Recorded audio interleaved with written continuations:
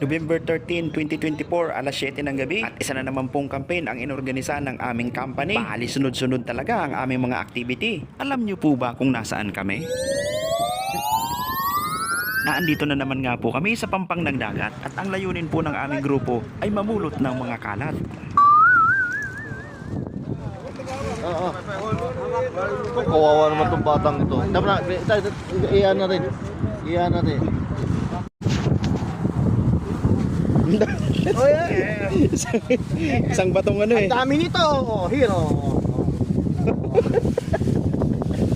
I like this. Talagang sinadya no.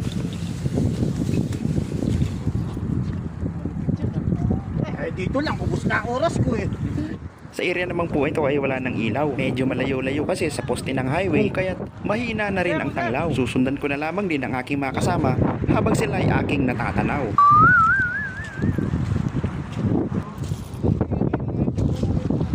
Tissue. Madami na. Isang sako na yan ah.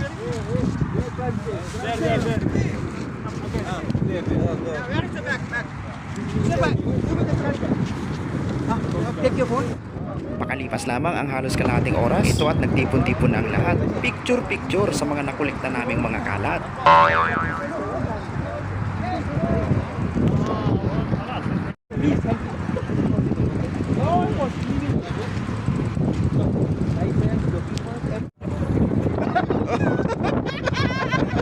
Pinalikat.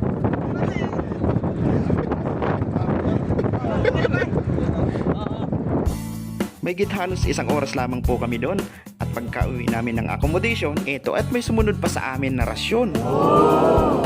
Ito nga po ay ang Albaik Fried Chicken kung saan ito ang pinakasikat dito sa amin. Kaya salamat na lamang din po sa management ng aming kumpanya. Kahit isang beses man lamang sa isang taon ay may ganitong mga activity sila. May learning activities, sports fest, cleaning campaign at pakain pa.